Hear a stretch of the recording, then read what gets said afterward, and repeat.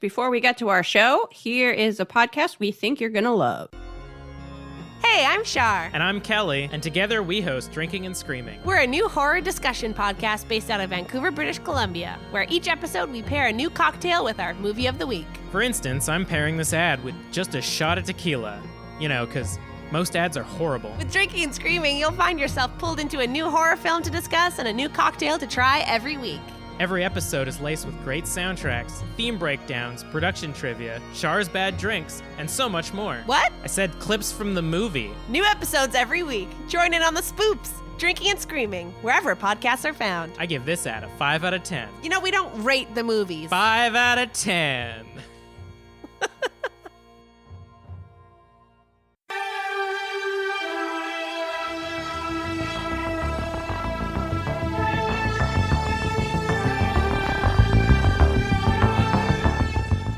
You ready to talk about Mothman?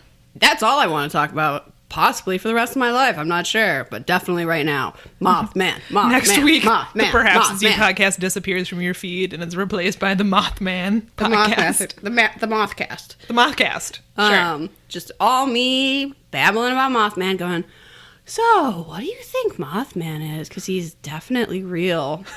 We gave a little hint, I think a little taste of this in our episode you listened to yesterday, if you listened to our regular episode, and We watched a one-hour documentary. Pretty sure we believe in Mothman now. yep.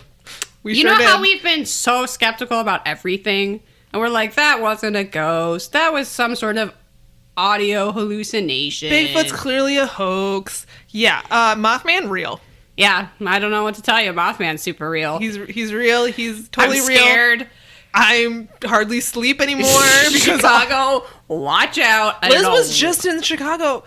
Unfortunately, you didn't see Mothman, but he was there. Yeah, because he's real. I was doing some extra research, obviously. It's not that I'm from there and I needed to be there for other reasons. I was looking for Mothman. So dedicated to this podcast. Yeah, because there's been a lot of sightings of him there recently. Yes. And that ain't good because... No, we'll find out later that bad omen. If you see Mothman... If a lot of people see Mothman, that means... You might want to move. something bad's going to happen. Yeah. Which is also hilarious because I feel like Trump and people who listen to Trump think that Chicago is a violent hellscape of just machine gun fire and, I don't know, grenades going off. Like, the way people talk about Chicago has no correlation to Chicago, the city itself.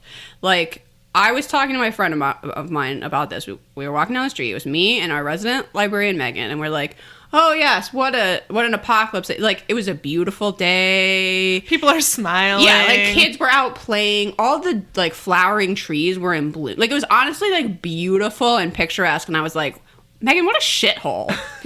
You gotta move out of here immediately like I It's did. dangerous. Yeah, you're gonna die any minute in this beautiful, scenic, thriving city. Get the hell out. But also, Mothman, though. Mothman. So Mothman, Trump though. is not right. But the Mothman prediction. I don't know. I'm worried about Chicago. I was then asking people in Chicago, have you seen Mothman? And they were like, we don't even know what you're talking about. They're not prepared. They Oh my didn't know God. anything about it. Oh my God, oh no. That's not good. Okay, first of all, before we get started, I need to give a big shout out to Rob, who is the one who suggested that we watch. Rob is the host of Our Strange Skies. He told us to watch this documentary, and Yes, I asked him if he had any good Mothman documentary Of course he recommendation. did. Of course he did, and he recommended this one, and I'm really glad he did because this is what has convinced me that Mothman is real. this is the Mothman Also, of Point Pleasant. If you like horror movies or scary, like, this documentary was very frightening. It scared me. I Samantha and I just happened to be watching it at like about the same time, which is also weird. Yes. And so then we were messaging each other back and forth like, oh my God, I think I believe in Mothman. I'm really scared right now. At one point, so it's a scary story. It's very spooky. And then, like, I don't know, the animated reenactments they do Are creepy. Creepy as hell. as fuck. At one point, I screamed because there's like this creepy, like, shadow Yeah, it's figure creepy. with this white grin and these creepy beady eyes, and they zoom in on this for a long time. I mean, it's meant to scare you, And the right? music is terrifying It's supposed to also. be scary. It was frightening, but I was into it, and yeah, I'm a believer now. think there probably is a Mothman. So Yeah, there probably is. this is called The Mothman of Point Pleasant. You can watch it for free if you have Amazon Prime. Otherwise, you might have to rent it. It's like $2.99 or something Yeah. for the low quality one. It's only like an hour. It's a little bit over an hour. This was made with like Kickstarter funding. And so Yeah, at it's- first I was like, oh, this is gonna be super cheesy. I don't like the font on this title choice. Like, right? Like I went into it being my usual bitch self. Like, this I is was the skeptical too. stupidest thing. And then like 20 minutes in, I was like, Mothman is real and I'm so scared. I know. And what is Small Town Monsters? Is that who did it? Yes. Do you even know what that is? No. Is that like a podcast or something? I think it's just a production company. Oh, okay. They did a good job. Yeah. I mean, this is like... Other than the font choice, I already complained about. The Okay, music well. is very good, and the reenactments, which they do as like digital animations, are pretty scary. They're really Very spooky. creepy. Including Mothman, which you think that it would just turn out hokey. No, I'm scared of Mothman. I'm scared, and I'm sure that's what he looked like. Yes. So this documentary is focusing on weird things that happened in Point Pleasant, West Right. Virginia. How did that suddenly? That's all I've been thinking about for days now, and somehow that slipped They my say mind for this a in the second. documentary, and it's totally true, that Point Pleasant is like the name of the city in a horror movie. Yeah, that's true. You couldn't come up with a better name. Oh, it's a point For- that's pleasant and also terrifying, and Yeah. everything terrifying happens there. So, this is focusing on the years of like 1967, right? Yeah, I think so. Although we go way back and talk about Yes. like this Native American conflict featuring a man named Cornstalk, Yeah. So which you're- they seem to like be suggesting is like the origin story of this like creepy. they're giving you some background on the area and like folklore in that area, Yes, and I folklore is the word I was looking for. I think after the Mothman sightings, they sort of started looking back at other, tales from the area, and like every sighting of like a weird big bird Yes. became, oh, that was Mothman. Because in the early part of the 20th century, there were rumors about a Birdman that was like flying around, and they specifically point out that this was 50 years before the Mothman encounter started happening. And yeah, you were right. That was in the 1960s. Yeah, because this starts off with, all right, I'm not a huge fan of the narrator of this documentary. I'm not complaining. Yeah, they're no Robert Stack. They're no Robert Stack. I just feel like he's trying a little too hard to make his voice creepy. I wish he had just used his normal voice. You know what I mean? Yep, I do. Because he's saying things like, this might just seem like another folktale that would eventually crescendo into the ultimate nightmare. I was Yeah, like, it was a little over the top. I was like, ho hum. But then did I end up getting incredibly freaked out? Yes. So it all works. It did descend into the ultimate nightmare, I suppose.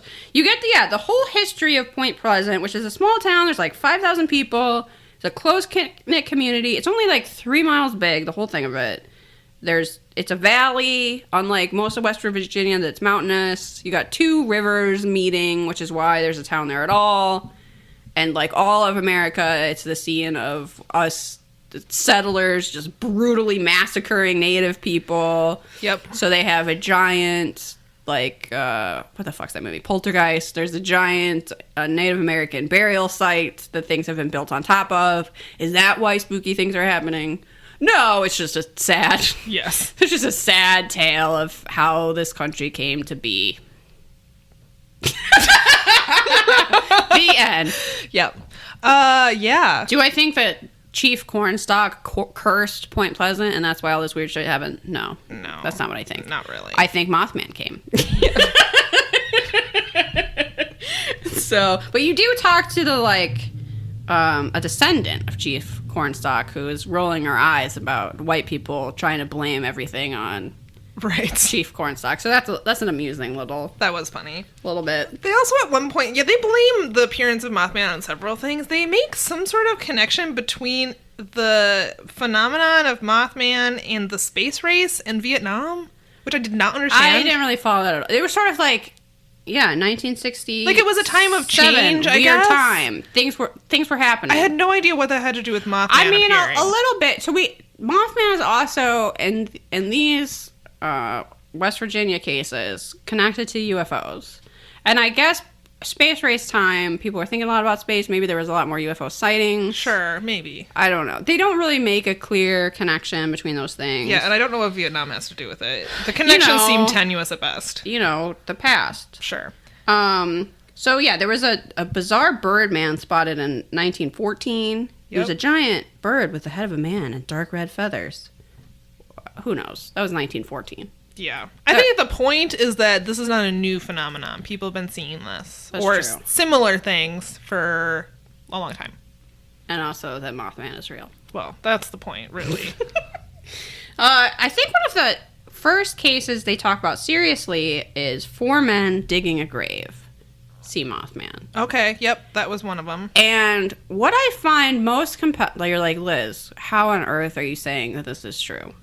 I don't know if it's true, but I don't understand what's going on. Because in a lot of these sightings, you have multiple witnesses. Yeah. This is one of them. Are probably not drunk.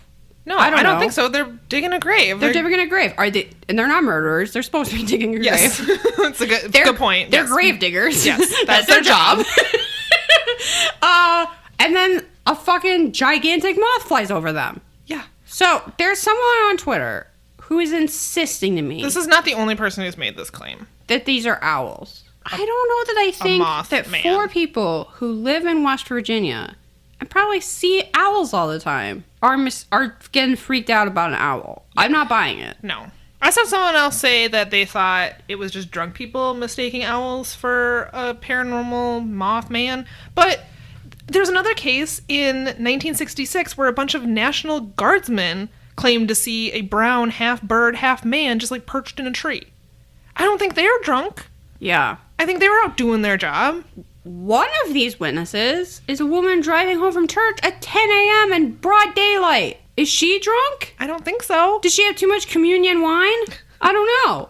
Maybe that was it. It's the sightings with multiple witnesses, which is that mass hysteria, I guess. But why are there so many in this one Maybe. area? There was one where there was literally like a whole family running from this thing in the woods. The daughter trips. The mom like covers her with her body.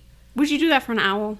Yeah, I don't think so. And all of these eyewitnesses say very similar things. And one of the similar things is how big this thing is. Yeah. Anywhere from a 6 to 12 foot wingspan.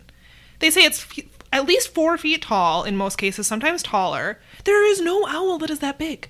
And then some people are like, oh, well, maybe it's a sandhill crane. No! There's no way you would mistake a skinny-necked crane for a Right. half man, half moth. Does a crane have glowing red eyes? I don't think so. No, it doesn't. No. And I will say that sandhill cranes, and this isn't something that has even been mentioned, they do have a very creepy call. Oh. We have sandhill cranes that live on our property, and their like mating call is extremely spooky and eerie. But no one talks about the sound that Mothman makes. In fact, a lot of people say that it makes no sound. Yeah, even it flying doesn't make any sound. So I don't buy this bird theory, but anyway. I have never rejected the logical explanation harder than me going. This is true. We've done a complete 180 on this, but honestly, I just don't buy that. I don't buy that 4 gravediggers looked up at something in the sky, saw an owl, and went, "Oh no, that's obviously a paranormal creature that's half man, half moth. half man, half moth, makes no sound, and has glowing red eyes, and predicts the doom of the world." I don't know. I don't buy it. I don't either. I don't. Okay, so, goddamn, what are we? Well, we gotta talk about Indrid Cold, because Oh. that was like the precursor to all of this, right? This is the one that freaked me out the most, honestly. Okay, so all of these Mothman sightings in West Virginia, starting in like 66 into 67, the subtitle of this movie, or the like slogan, is 13 months that changed history. So it's over like a 13-month time span. Yes. You're getting a lot of paranormal sightings of this half man, half moth creature from. These are people that in the town they've known their whole lives, right? Like they would know if they were crazy or drunkards or whatever. Seemingly normal, church-going folks, right? Right. These like community people that people trusted are suddenly, lots of them, all reporting seeing strange shit, like going out of their house and seeing just red lights flying around and their dog just fucking vanishing. That was one. Yep. So anyway, while all of these weird paranormal sightings are getting reported to the police, people at first are reluctant because they think they're going to sound crazy. These are not people that went out like looking for UFOs. No, I don't think so. These are people just living their lives and then see something absolutely terrifying and they go, I don't know what I'm going to do. I guess I'll tell the sheriff. While that's happening, we also have a ton of UFO sightings. Yes. Over the same period of time. What does that mean? Is Mothman an alien? We know aliens are real. I don't know. Oh my god. I'm You're so right. freaked we out. do know aliens are real. Okay. One of the paranormal encounters is this completely terrifying story about Indrid Cold. Indrid Cold. Even the name freaks me out. Yes. This is also known as the Grinning Man. Not better. Might Honestly. be worse. This is the part. The Grinning Man is like a scarier version of the Slender Man. Yeah. Like, what if the Slender Man just fucking grinned at you all day? Oh my god, don't even say that. Ah! That's worse! Oh my god. Okay. So this is the story of Indrid Cold. And it's told from Woodrow Derenberger, who is a typical Appalachian man and salesman for a sewing machine company. He lived in Mineral Wells, West Virginia, which I think is near Point Pleasant. Anyway, on Wednesday, November 2nd, 1966, at about 7:30 p.m., while he was returning from Marietta, Ohio, to his home, he had a strange experience. He was driving his truck on Route 77 in Parkersburg, West Virginia. He claimed that he saw a cigar-shaped, metallic-colored flying craft. The ship traveled right by his truck and blocked the roadway ahead of him and gradually made him slow down to a stop on the side of the road. So he describes the vehicle as the strangest thing he had ever seen and said it resembled a kerosene lamp chimney. Okay, I think it's just a long metal tube, basically. Samantha, we all know what a kerosene lamp chimney looks like. Thank you. Right. Sorry, I forgot. Okay. It was hovering about 12 inches off the road. The door opened on the craft, and a being exited the ship.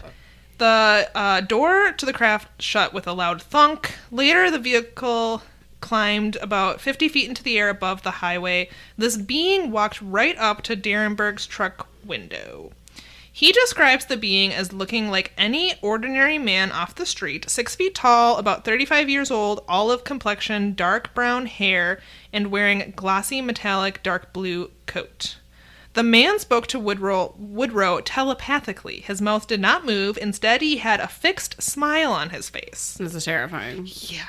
The man looked in through the truck's window and said, without saying, something along the lines of, "Roll down your window, I want to talk to you." During their communication, the man called himself Indrid Cold. I don't like that at all for some reason. I really don't. It's so creepy. I don't like it. He told Woodrow that he meant him no harm. In the famous Derenberg interview, this is according to, where did you find these? The Mothman Wiki? Yes. There's a very detailed wiki about Mothman.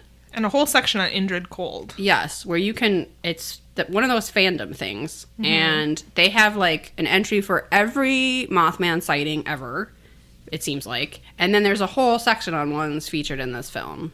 Yeah. So that's where this Indrid Cold entry comes from.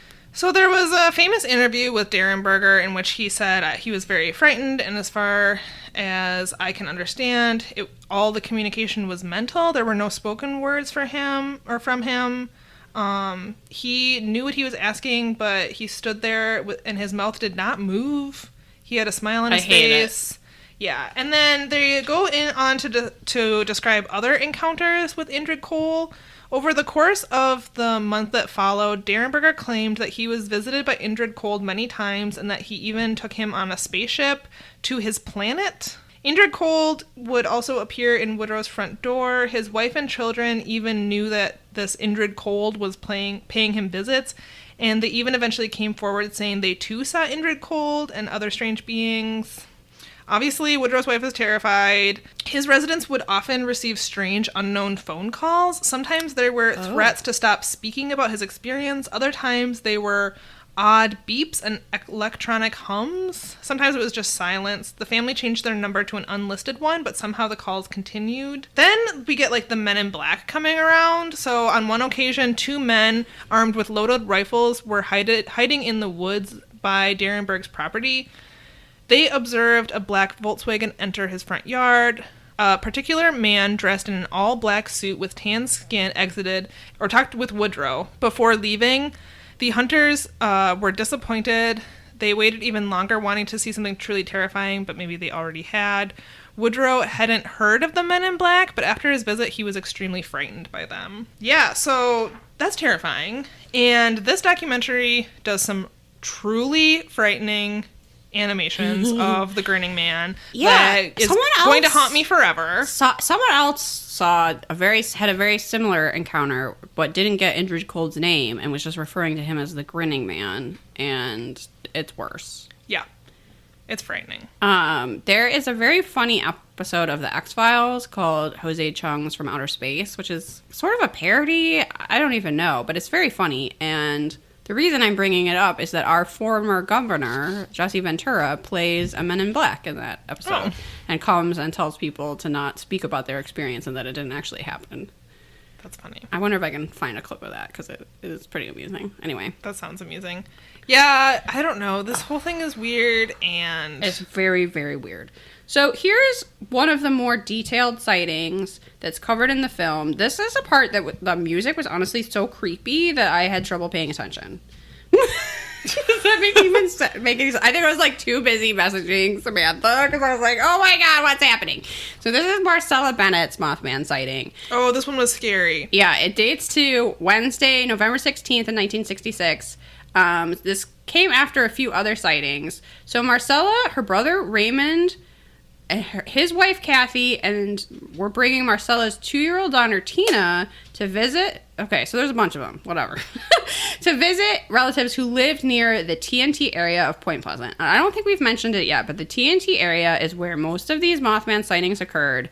It was, I think, an armory or something that had an abandoned power plant, of course, and it also had been used as a toxic waste dump before being turned into a wildlife sanctuary.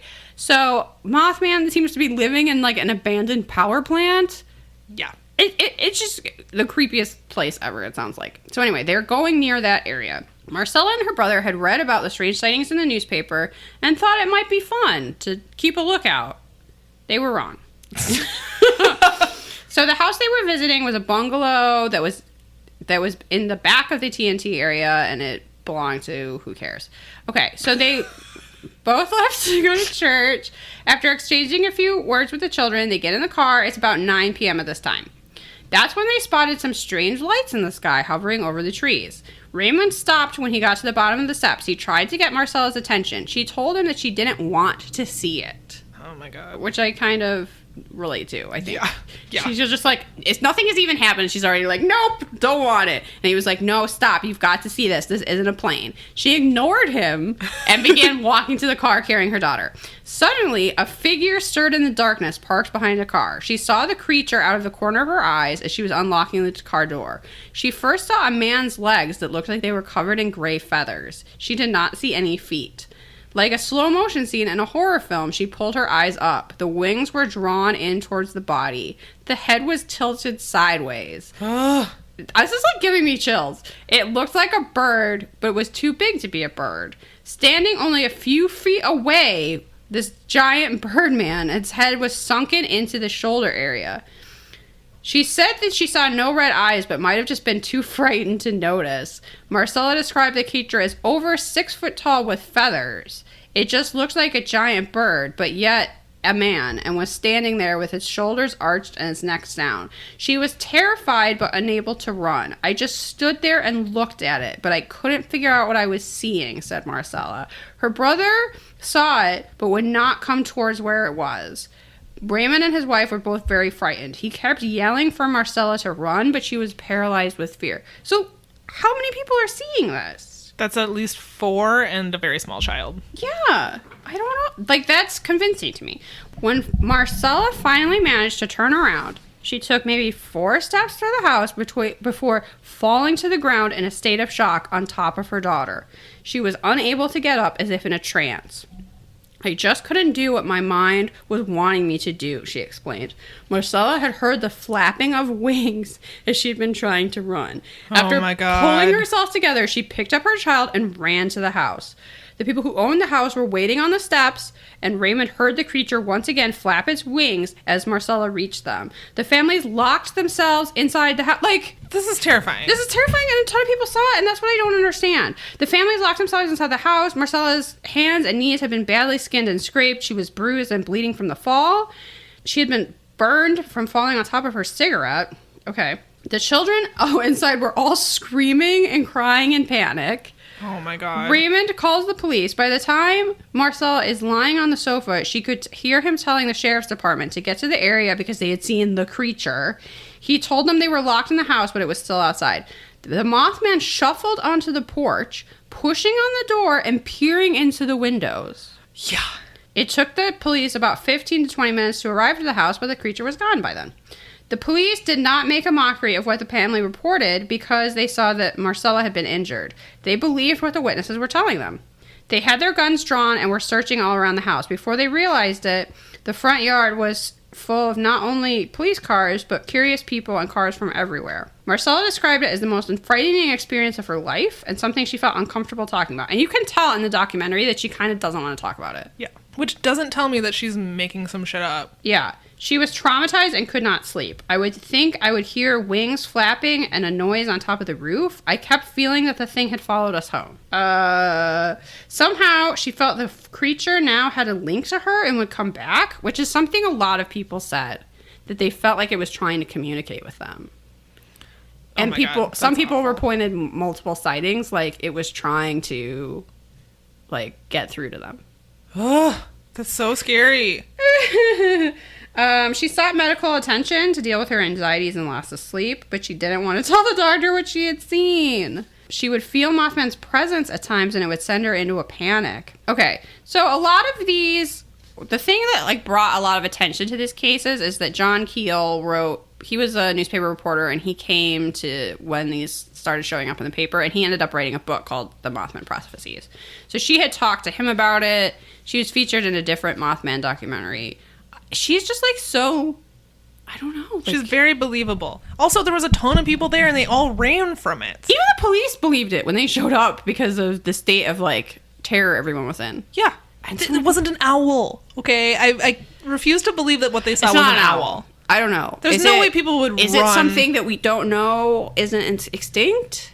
That was a theory our resident librarian put forth. I believe that more than I believe that it was a sandhill crane or an That was owl. mutated by the chemical waste. Yeah, one of the things they brought up in the documentary is that maybe it was a mutant sandhill crane because of the toxic dumping ground.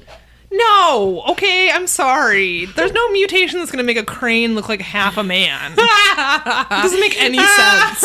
Listen, I'm no scientist, but I'm pretty sure. Okay, no, that's not it. Okay, I'm gonna do the one now that scared me the most. Okay, yes. And I'm honestly, like, kind of scared to even talk about it.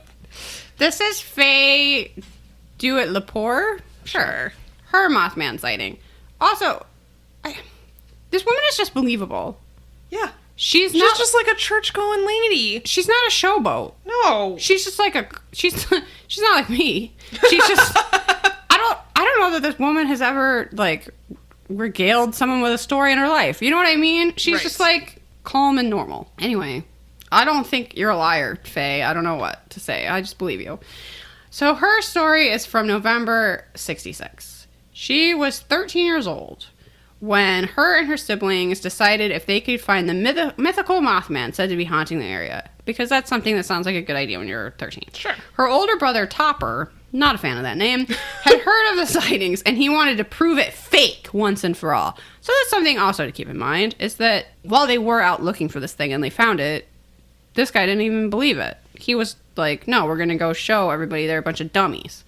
So they drove to the creature's rumored hiding place, known as the TNT area, in their green 59 Ford truck.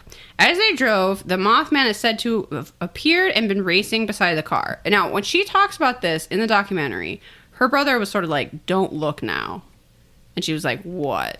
And she was like, yeah. So right out your window are the glowing eyes of the Mothman. Oh my god. And he's staring into this car. And she was like, it was almost as if he was running alongside the car, just like looking in the window. But it was so dark, she couldn't tell if he was running or flying, but like keeping up with the car. And a lot of people say that he seems to fly without using his wings. Yeah. So it was almost like he was just like keeping pace with the car and you couldn't really tell. A lot of these sightings involve cars. Like Mothman is following the car, trying to keep up with the car. There's a lot of vehicles related sightings. So this is the one that freaked me out the most. So she like slowly turns and is face to face with the Mothman. Oh my god. Staring into her car window. The creature was whitish and sandy, according to her. It had features of a human, no beak, and giant red eyes that went up to a point, and grabbed her full attention, according to the Mothman Wiki. Oh, really? No, she was just bored. Like, she was like, whatever. She was like the 12-year-old talking to the Golden State Killer. Whatever. I don't care if you kill me. What? A Mothman? Boring. Who cares? Okay. She didn't see the creature's wings until later. She was impressed by the creature's ability to keep up with them as the brother drove up to 50 miles per hour. Faye told about her sightings. All I could see was the eyes. They were so big, other than anything else in his face. It just held you, and that's all you saw. The eyes are the reddest thing I've ever seen in my life, and to this day, I've never seen anything that red. Oh my god. I wouldn't even know how to make that up. Okay. In a panic, she told her younger sister Betty and her younger brother, who were in the back seat, to duck. Her older brother went as fast as he could around a sharp corner trying to lose the creature, but it was simply too fast. It turned along them and continued to follow. Faye's brother went down a sharp turn and stopped the car sideways in the road. The creature jumped on the hood of the car and looked at them through the windshield. So at this point, all four of them can see it. Yes. The creature leaped on top of a nearby abandoned factory building in the TNT area. It jumped on top of the building and then just turned and sat down, crouched like a gargoyle, Faye said. Oh my god. Which a few people do describe it as gargoyle-like. Yeah. Because it seems to, like, kind of perch. I don't know. The creature was amazingly able to leap to the height of a tall building in a simple jump without flying. Her brother got out of the car and started throwing rocks and pieces of coal towards the creature. That doesn't seem smart. I mean, these are dumb kids. I'm not going to try to anger the Mothman. Finally, he threw a larger chunk of coal that landed by its foot, and that's when Mothman stood up, looked at him, turned sideways, and jumped down from the roof in the same way it got up. Faye's brother rushed back to the car and closed the door, because Faye is way smarter than her brother. They saw the creature spread its wings for the first time and fly off into the darkness, leaving all four children stunned. Faye described the Mothman by saying, "I'd say it's close to 5 or 6 feet wingspan, but I know it's big enough to have to carry something like that. His eyes almost took up his whole face, and that's why it's so weird. The largest part of its face is its eyes." She addressed this mutant crane theory. She says this is not a mutation. This was something that was perfectly formed the way it was supposed to be, just like any other thing is. Oh, that's so spooky. Oh my god. This is the story that, for some reason, I found like the most convincing, and the one I just told too, because you have these multiple witnesses. My favorite is the Marcella one. Where it's just like, why would they all make that up? I don't know. Yeah. Mothman fame? No. They clearly didn't want it. Yeah, they saw it and were instantly terrified, and she tried to run away but couldn't, and like fell on her, like... And it jumped on their car. I'm sorry, that was not an owl. Okay. I have another one. This is Connie Carpenter's Mothman sighting. Yeah. Connie Jo Carpenter was a shy, studious girl of 18 years old from New Haven, West Virginia. She worked at the local Tiny's Diner and was the niece of reporter Mary Heyer, who went on to, like, help write the book, I think. Yeah, we should talk about that. So she's the local reporter who covered a lot of these stories, and there's the reason that there's good records. That's how John Keel even heard about it to write the Mothman Prophecies book. She was the local person that everyone trusted and came to with these stories. If they didn't want to report it to the police because they thought they would sound like a crackpot, they were all going to Mary, and she was recording it all in this column that she had about, like... Which I think at one point was just, like, goings-on around town, which was probably really boring. Honestly. Right, until Mothman showed up. Yeah, it was like, puppies for sale, you know. Exactly. Look forward to the ice cream social. And then it was like, oh my god, Mothman is terrorizing us all. Yes. So, Connie claimed to have had an encounter with the Mothman at 10:30 a.m. on Sunday, November 27th, 1966. She was driving home from church when she saw what she thought at first was a large man in gray standing on the deserted links of the Mason County Golf Course on Route 62. 10-foot wings suddenly unfolded from the man's back. It took off straight up and headed towards her car. She said, "Those eyes, they were very red, and once they were fixed on me, I couldn't take my own eyes off of them." She said, "It's a wonder I didn't have a car wreck." She also says that the creature flew directly at her windshield and then veered off and disappeared. Connie stepped on the gas and raced home in hysteria. She locked herself in her bedroom. All she would ever say was, "Those eyes, those eyes." Her boyfriend would later say that she was so upset that she was unable to go to school for several days and required medical attention. She was one of the Mothman witnesses to suffer from an ailment called Keilig conjunctivitis, or eye burn. Her eyes were red, swollen, and itchy, with water coming out of them for 2 weeks afterwards. Miss Carpenter was also one of the few to claim a close look at the Mothman's face. She said it was horrible, like something out of a science fiction movie. That's the other thing, is this eye burn thing. And they only talked about her in the documentary, but in the wiki it says that she was one of many who suffered from... I think she was the only person that wanted to talk to the documentary or was still around to talk to the documentary. Probably. But there are other reported cases of people seeing Mothman and then their eyes are like burned red. Like physically burned. That's crazy. Yeah. You know, that happens when you see owls. Yeah, you know. In 2001, when they did the Search for the Mothman documentary, she was still unable to talk about it. Her husband, Keith Eicher, who was her boyfriend at the time of the sighting, told her story to try and set the record straight. In the interview, he said, "I'd like people to understand that I'm here to make sure that they don't think she's a kook, because she's not. And what she has said and has seen, she actually saw." He went on to say, "The only thing I have to say is keep an open mind, because someday it could happen to you. And if you try to tell somebody, what are you going to do if they laugh at you, or if they call you a kook? That you're imagining, or that you're trying to cause chaos, but it actually did happen. What if? And if's a big question." So, why would she make this up? That's the thing. A reason that, even though there's not multiple witnesses to this story, she is clearly a person that's trusted in town. And she gets this eye burn. She gets this eye burn. She is so upset that she had to seek medical attention. Her boyfriend is like, "No, she really saw something." It sounds like she's been ridiculed. Like, she's not doing this for attention or for fame. She hates it. She didn't even want to appear in the first documentary they did about Mothman. Like, I don't believe that these are people who are just mistaken or making it up. I know, but then what is it? It's Mothman. Well, okay. Yeah, true. We've been over that. Okay. So this is we're going to do one more, I think. And this is actually the one I find least believable. Mm-hmm. So... Yeah, I'm not sure about this one. I'm not sure about this one. So we're putting this one in there because this one I kind of think was a dream. So... Yeah. Okay, sorry, Lawrence Gray. This is his Mothman sighting from the fall of 1966. Him and his wife were renting a small white house in Point Pleasant. One evening around 9:30, the couple were returning from church. I walked upon the steps and immediately saw that someone had been or was in the house. I just had a feeling. I didn't mention it to my wife because I figured she would think I was joking. So I opened the door and went into the house, and I just had a feeling much stronger that something was not right. And I know what he's talking about. Yeah. Where sometimes you're just like, something's been moved, or you just, I don't know, there's like a vibe in the air that... You get a weird feeling. Things are off. Yeah. I remember glancing around the living room, and I didn't see anything out of place, so I walked to the bathroom. It was a dead fear sense that somebody was there, and I couldn't see them. So the evening went on, and finally we went to bed around 10:30 or 11. I was lying there in bed, and all of a sudden, at around 3 a.m., I found myself awake and looking out the window. I remember all of this very clearly. A bright street light was out in front of the church down or by the corner. A car pulled up and stopped and then went down the street. I remember looking at the car and wondering, why am I awake? I didn't feel anything at that moment. I turned my head across the bed, and there this thing stood.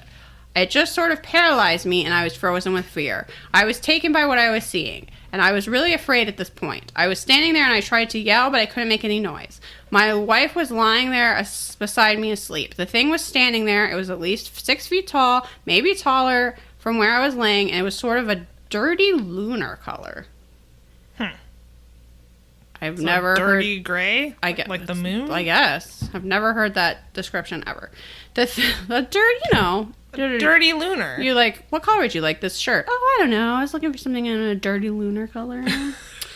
This thing could see me, and I could see it. We both knew we were looking at each other. To me, I was convinced, as sure as I am sitting in this chair, that it was the devil. It had 2 arms, or things that looked like wings, and was standing there, and then he demonstrates it. I did not see any red eyes of any sort. It had a shape. It had a head, and those deep eyes, and it was pronounced in its own way. It wasn't really a human form, but it was in the form of a body. The head was very much a head with a wing formation off its sides. I can see it in my mind just as clear as it was that night. I would estimate it lasted about 45 seconds or so. It just went on for a while. I didn't really know what to do. Then I started thinking of Bible scripture in my mind, and it was just like salt on a slug. Oh my god. It kind of dissipated. Not real fast, but it sort of went into nothing. Lawrence then woke up his wife and told her what she'd seen. She agreed with him that it was the devil. Okay. I think that was a dream. Yeah. There's a lot of weird stuff going on in town. Obviously, you're going to be more anxious. You're reading about it every day in the paper. Yeah. So you had a weird, intense dream, and you don't even really think it's Mothman. You think it's the devil. So I don't really believe that one. But Lawrence. I still believe Mothman is real. Oh, yeah. Because there's all these other sightings with all these other people that didn't wake up in the night and see something by their bed. Right. Bye, Lawrence. Yeah, I've been asking people, like, what do you think it is? And a lot of people have been saying owls. Drunk people seeing owls. Maybe it's a mutated crane. I don't think so. I don't think so. So all of these sightings culminated in this collapse of a bridge. Yes. The thing about Mothman is, and there's some other reported sightings around the world, that a bunch of people see Mothman and then something bad happens. Yes. So you don't really want to see Mothman, and this is why I'm worried about Chicago. Chicago, what's going to happen to you? Right. Bridges collapse. People will often see Mothman perched on a bridge before the bridge collapses. Now, this documentary specifically said that no one saw Mothman on the Silver Bridge before it collapsed. No. But no one saw Mothman after the bridge collapsed. It's like all these sightings happened, the bridge collapsed, and then he was gone. He was gone. And also the UFOs and also the Men in Black stuff appearing. Because a lot of people who have these encounters, either with Indrid Cold or Mothman or see a UFO, get visits from Men in Black telling them, quit talking about what you saw. Right. Which is another creepy level. So what happens is the Silver Bridge, which was a chain suspension bridge built in 1928 and named for the color of its aluminum paint. Guess what? It was called the Silver Bridge. Because it was silver. Because it was silver. Very creative. And it was part of U.S. Route 35 over the Ohio River. It connected Point Pleasant with Ohio. So, on December 15th, so it's 10 days before Christmas, lots of people are out and about. You got a bunch of semis on the bridge. You got a ton of people on the bridge. And it collapses during rush hour traffic. And it apparently happened very quickly. And this resulted in the deaths of 46 people, which from an area with a town this small, like... That's a lot of people. It's a huge impact. I think their mayor died, or their mayor's wife died. Like, it was like everybody you knew. Either you died on the bridge, or you knew someone who died on the bridge. Absolutely. 2 of the victims were never even found. Eventually, they did... So there was an investigation of the collapse, and it was due to the failure of a single eye bar in the suspension chain. An analysis showed that the bridge had been carrying like way too heavy loads for its design. Like there should not have been that many semis on the bridge. It couldn't handle it. And that it had been pretty poorly maintained, but also that was partly like the design of the bridge made it really hard to inspect. And yeah.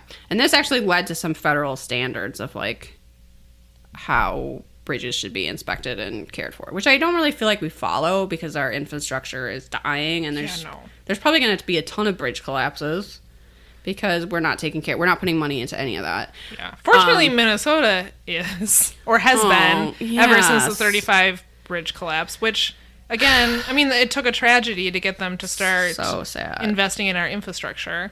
Yeah. I don't know if that's the case all across the country, but fortunately, Minnesota is slowly but surely upgrading our bridges. John Oliver did a really good segment because it is kind of a boring subject, and I don't know that anybody really wants to think about bridge maintenance. But he Right. did a really good segment on failing infrastructure and how that's something we haven't really been putting money into since the 70s. But Liz, we need a border wall. Yeah. Oh my We god. need to spend all our money on that. Anyway, Oh sorry. I'm my sorry. god. Yes. Anyway. So,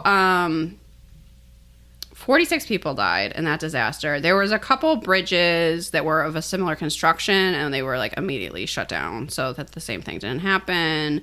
It's sort of like pointed to as a like for engineers as a like example of what not to do. Yes. The Silver Bridge. So a lot of people are saying that Mothman is a bad omen. Do you think Mothman comes to warn us? You know, because there's this whole aspect of people think that he's trying to communicate to them. Do you think he's flying around being like, listen to me, your bridge is going to collapse? Okay, so part of my homework for this segment is that I watched the movie, The Mothman Prophecies, which is from 2002.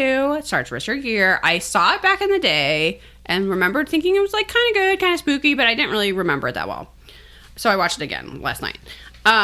If you want to watch it, you can rent it on Amazon. I think it was like $3. It's good, not great. It is inspired by these events, but it's not literal. So it doesn't take place in the 60s. It takes place when they filmed it because that's easier, right? The main character is like sort of based on the author John Keel, but it's not literal. He has like a wife that died who's played by Deborah Messing. I don't remember that at all. So he's like haunted by her death because she's driving in a car and like sees Mothman and crashes. And then when she goes to the hospital, it turns out she has brain cancer and dies in like 2 weeks. Oh.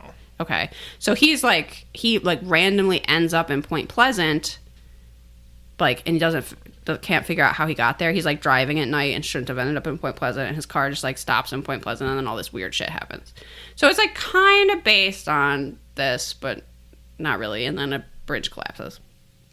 But the reason I bring that up is because he tracks down a like paranormal expert and is like, you know, explain to me what the fuck is going on. And that guy's like, look, these are like advanced beings and they're trying to communicate with us, but they're like so advanced That they can't. that they can't. And his analogy is like, if you tried to explain yourself to a cockroach, would the cockroach understand what you're saying? And we're the cockroach. Yes. Okay. So, like, Mothman is trying to communicate with us, but it doesn't mean anything to us because we're too stupid. You know what? I buy it. I kind of buy it. Yeah. Actually, This that guy makes is a lot of literally, sense. like, he comes from another dimension. He's super advanced. He's trying to warn you that bad shit's going to happen, but you're too dumb to pick up on the things. Right. And it's some of the things in the movie that like, other disasters get predicted, where like people hear like this many people will die, and then they like turn on the news and it's like, oh my god, there was an earthquake and that many people died, right? Like there's other predictions, but they don't really get a specific thing about the bridge. It's just after the bridge happens, they're like, oh, that's why it was this number, and that's why like blah blah blah. They Got kind of it. like can piece the pieces together, but you know, Richard Gere's too dumb to figure out what the Mothman are trying to tell him. We're the cockroach, you guys. Yes. The movie has like a very spooky vibe. I feel like it's true to this story and that you don't really get a satisfying answer. Like, it's just creepy. Right. Like, he gets...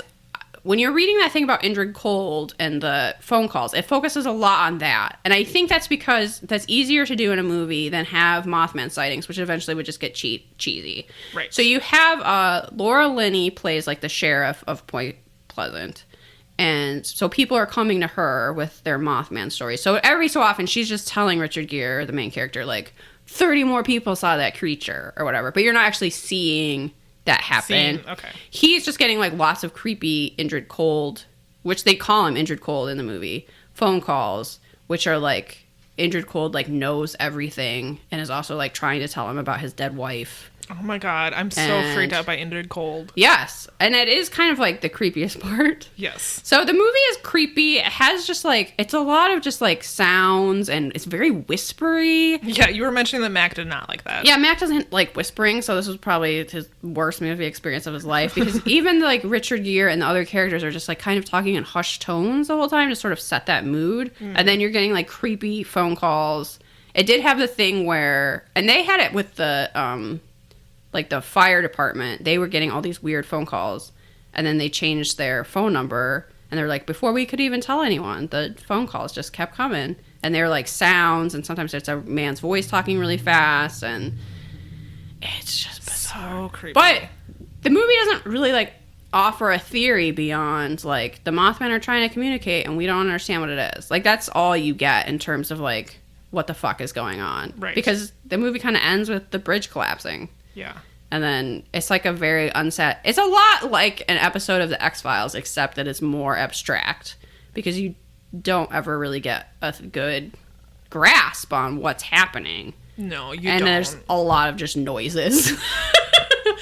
But yeah, I mean, if you're interested in the story, I guess check it out. It's not like a must see for sure, but it does have a really creepy vibe. Yeah. And I don't know. You can sort of, if you watch the documentary, you'll definitely see like where they were drawing the information from, which is kind of interesting.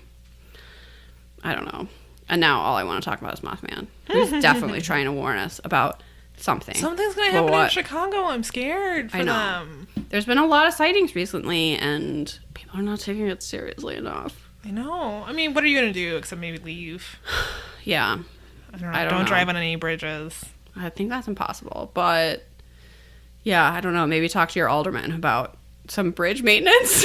Make sure they're in good repair. Yeah, I don't know. This is the lesson. We need to make sure. So you start seeing Mothman. Now is a good time to take a second look at your bridge. Just make sure it's in working order. Yeah.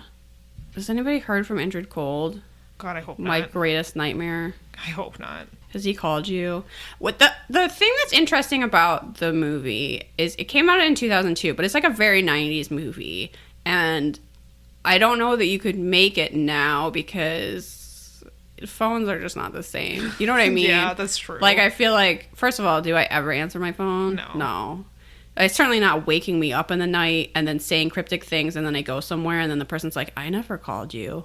And then you're like, what the fuck? Like, he gets calls from people who are, like, already dead and stuff. Yeah, you could never make this. Right. We thought we had an issue with our phone bill, Travis and we were looking at it and noticed, like, he had, like, I don't know, a couple hours of minutes used on the phone in the last, like, billing cycle, and I had 20 minutes. And you were like, that's way too And I many. literally was like, I talked on the phone for 20 minutes? That's so much. I was like, that can't be right. No, that's not right. Like, we have unlimited calling or whatever, which we don't really need. No one needs it. No one talks on the phone that much. I actively avoid talking on the phone. Everybody hates it. Turns out that people hated that. So Yeah. when they got a way out of it, they took it.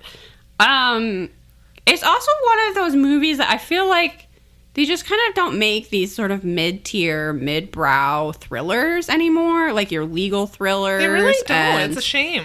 though, I mean, I used to be all about that stupid stuff. You're not going to see a Primal Fear or a Pelican Brief anymore. No. And this movie is kind of like the last throw of that genre, whatever you want to call that.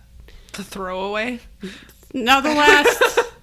Yeah, I don't know. I don't know either. It's the last vestige of that thing. It's a shame. You know, when you would go to Blockbuster and look through a bunch of VHSs. This seems like a very VHS movie. Oh, yeah, for sure. Yeah, so... What else do we have to say about Mothman other than... He's coming for us. I guess. I I kind of want to show- see Mothman, but show respect. I definitely don't. Talk to your public officials about maintaining your bridges. I guess supposedly he was also seen before Chernobyl and other disasters. It's not a good sign for Chicago. I'm kind of worried about everybody I know there. When were these sightings happening? It's been in the last year, right? Yes. So we could see something. I mean, it took 13 months for the bridge to collapse in Point Pleasant. So we could be seeing something bad happen to Chicago. I really hope not, but I mean, this is... It's hilarious how much both of us are like, yep, that's real. We're so invested. We watched one 1 hour doc. Literally before this, you asked me, like, what is up with Mothman? Like, I don't get it. What?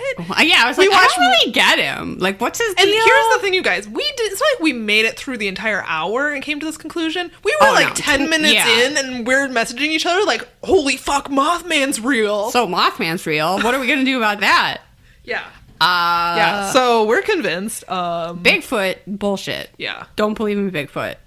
No, there is a Mothman- Bigfoot, and they should buy our patented Bigfoot Oh, repellent. that's true. I suppose we But should work. perhaps it's you Bigfoot spray. We should work on getting some Bigfoot spray made. Yes. Or some Mothman spray. Except Mothman's real, so it'll be hard to guarantee that it'll keep Results on that Mothmans one. away.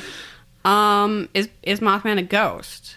Is that why we don't have a Mothman body? It makes me think it's actually like a paranormal thing. I can't believe Me it. too. This is the thing, is that if I'm inclined to believe something, I will usually I'm with Megan. I'm like, okay, this is just a new species we've never discovered or whatever. I honestly think Mothman is a paranormal being coming to warn us about impending disasters. Maybe it's like a misinterpretation of an angel. Do you think that's really what angels actually look like? And we've It been was like, told oh, it's a man and it has wings, and you're like, oh, that sounds pretty, and it's like, no, it's terrifying. God's up there like, this is what an angel looks like, and we're here painting pictures of these angelic white people. Maybe. I mean, why would it look like a white human and I not don't a know moth? why it wouldn't. And not a moth. Yeah, why wouldn't it?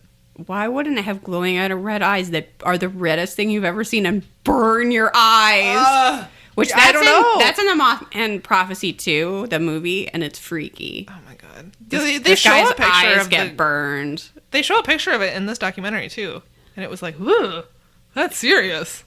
Yeah. So, not good. Because Megan was like, remember when they found that prehistoric fish that they thought was extinct that no one had seen and like blah, blah, blah, blah, blah. And I was like, yeah, that's a good logical explanation. Yeah, but also like I'm more inclined to believe that like sea monsters could be The a thing is, prehistoric fish we because don't they're in the know ocean. anything about the ocean. Yeah. There's tons of shit in the ocean we don't know anything about. Yeah, but this is on land, and these are 6 foot tall, 12-foot wingspan. If that thing dies, someone's gonna find it. I would think. You would think. So that makes me believe it might be paranormal. This was me all to annoy Max during watching the Mothman Prophecy series. Because also, yeah, the music's so creepy. Everybody's like whispering, and I just kept going, Mothman. And Max over there planning your murder. He's Yeah, just because like, he really hates whispering. He's the opposite of those, whatever those letters are, people. ASMR. Yeah. Is that just whispering? I'm still not sure what that even is. Yeah. Okay. I don't see the appeal, but Yeah. I don't know. I mean that's all we have, I think. But you guys, Mothman, It's probably real. I think it's real. tell us on social media. Go to the Facebook group that was just created and tell us if you believe in Mothman. Watch this documentary. I really recommend it. Yeah. Should we rate the documentary? It's something we that's sometimes forget to do in the Patreon. That's episodes. true. I'm like a 4.5. Yeah. I'm a 4. I really liked it. I think some of the writing is kind of cheesy. That's true. I think there's times where you're like, all right, this is clearly it was a Kickstarter project, even though the like animation things are good They're good in how creepy they are. and the music is good. Yeah. And it's propaganda that fucking sold me on Mothman. So I mean, really, I should probably be rating it higher. Also, I just thought it was when I thought, okay, so usually we'll watch something that's like a half an hour, maybe 40 minutes tops. I'm like, oh my god, this is an hour. It's going to be such a slog. But it was really well paced. I flew through Well, it. I was and I was terrified. like terrified the whole time, which usually I don't like. I don't watch horror movies. I don't like to be scared. But this one, I was like, it was good shit. I really liked it. And There- I'm convinced that Mothman is real. There is both a Mothman festival and a Mothman museum. I was going to ask you if we should go to the Mothman Festival next. I totally want to go. It's in September. Yeah, I totally want to go. In West Virginia. I want to talk to other people who think Mothman is real. Oh my god! We roll into town with our Mothman swag, and we're like, we're here to talk about Mothman. Yeah, we do a Unsolved Mysteries podcast. Do you think we could get a booth at the Mothman Festival? Probably. That would be There is an Unsolved Mysteries episode about Mothman. I think it comes up in like season 6 or something. so far away. Eventually, we'll be talking about that in terms of however Unsolved Mysteries does their segment. But yeah, that's far away. Right now, we're talking about this documentary that you should probably see. You should probably go to the Mothman Festival. You should send us a postcard from the museum for If sure. you want to go to the Mothman Festival with us, let us know. Yeah. Also, let us know if you think that Mothman is, I don't know, a prehistoric creature or something. Yeah, let us know your theories. If you think it's actually a pterodactyl that's like survived all this time. Okay. I think that's and all we lives have. in an abandoned power plant. Of course. Because of course. Oh my god. Okay. I'm so glad Watch I out for don't live Mothman, in- you guys. I'm so glad I don't live in Point Pleasant. Yeah. Because I would be scared. Even though the sightings stopped after the bridge stopped, which Could you say, like, oh, people had more important things on their mind? Yeah, maybe. I guess, but whatever. No, No. it's Mothman. Mothman's real. Mothman's real. They didn't listen. He was like, "Fuck these guys." They didn't inspect their bridge. I told them to take care of this really long silver bridge that's silver, and that's why it's called the Silver I was Bridge. flying next to every car saying, "Inspect your bridge." But it turns out you don't speak moth. That's not my problem. You don't speak moth. I saw the biggest moth yesterday, too, walking the God. dogs. Do you think it was an omen? I don't know, but it was like this big. Wow. It was gross. Moth kid. Yeah. Yeah, it was Mothman's baby. Baby Mothman. And then I was like, oh, look, it's Mothman. And Mac was like, oh, my God. Stop talking about Mothman. Because I feel like I'm just like the Kool-Aid man. I'm going to like burst through a wall and then be like, Mothman. Because that's all I want to talk about. You're going to be knocking on people's doors. Excuse me, ma'am. Do you have a moment to talk about Mothman? Yeah, I can be like a Mothman missionary. Yeah. Like getting the word out about Mothman. With little pamphlets. Mothman is real. Oh my goodness. All right. We should go before I humiliate myself anymore. Okay. Let us know what you want to hear in our next Patreon episode. We're on the fence. We haven't decided on anything. We tossed around the idea of El Chupacabra, but I don't know if we want to do 2 cryptids in a row. So That's true. We don't know what we're going to do next month. Let us know what you're interested in. We'll try and get the episode out earlier than the last day of the month next month, but no promises. Yeah, try. Yeah. I said I'd try. You know, it's the best I can do. It's really the best. Bye, everyone. Bye.